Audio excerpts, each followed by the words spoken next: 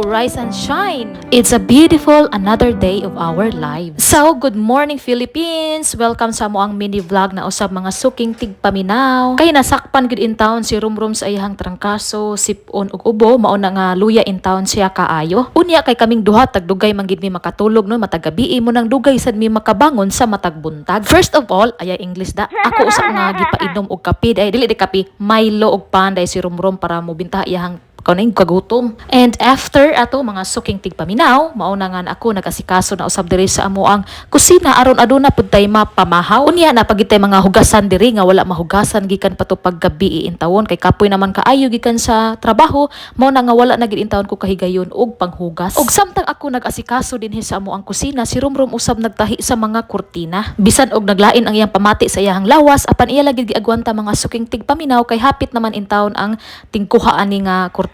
Kinahanglan nga humanon gid siya karong simanahuna og daghan kaayong salamat no sa among mga suki diha nga mga customer na usahay usay bisan og madelay apan wala gid mo surrender. Ang una na kong giluto di ay mga suking tigpaminaw mao kining mais nga kanon ni pagkaaligre kay ako mangguning kislan mo nang malunod daan ang mais nga kanon sa kaldero. Unya karon kay wa ko kabantay nga na linga naman ko diri panghugas sa plato, nahubas na di ay ang mais nga kanon. Unya dayon wala pa nako masugkay mong ako na lang sang gitimbulan og tubig gamay. Og among sudan nga akong nahuna-hunaan mao kining inununan. Og una sa tanan sa dili pa kita magluto at dili na to kalimtan nga ato gid tawning hugasan. Hugasan unya dayon ato usab nga hingbisan sa laing bahin ubay-ubay man gud ni ang gitahi ni Rumrum nga mga kurtina. Sa niaging semana 26 ito kabuok nga kurtina og karon usab nga semanahuna gipun-an usab og lain nga 26 ka kurtina. Mao nga si Rumrum grabe gyud niya ka bisiha. Mao nga akong mabuhat ra gyud mga higala sa pangmata sa kabuntagon ang kusina dayon ang ako ang atimanon para dili masayang ang higayon samtang magpaabot si Rumrum kanako nga maluto ang among pamahaw, siya usab magkalingaw og tahi mga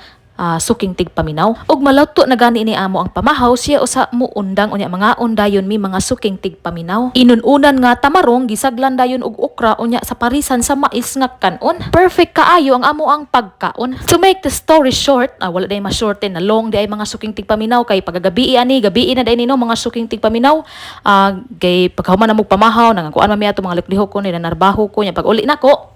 Fast forward, mao din ang among gitrabaho. Nagtiwas si Rumrum sa iyahang kurtina, nagtaod na siya sa ring. Mo na nga ako na lang sa taong gitabangan mga suking tigpaminaw para madali ang amo ang kaning trabahon. Kay ako in town, wala gid ko'y nakamuan amot aning mga pagpanahi mo nga ako natabang kang Rumrum, mao lang gid ang pagtaod sa ring. Kay sayon ra man day kaayo imura man na siya itusok. Basta magtinabagay, dali gid ay kay mahuman ang atong mga buluhaton mga inday. Og kay nahuman naman amo na dayon gipangpilo og tarong ang tanang mga kurtina kay isuod man ni sa plastic og bisan pagani sa pagpamilo mo take time gid taon siya mga amigo. Og nalipay usab kayo si Rumrum kay ako man siyang gitabangan no sa iyahang pagtrabaho aning kurtina medyo mo nakatabang-tabang gid ko niya nga nadali in taon og human ang iyang mga buluhaton aning kurtina ha. Kay kadtong niaging semana wala gid ko makatabang niya mo to ka siya ra gid intan atong tanan mga higala.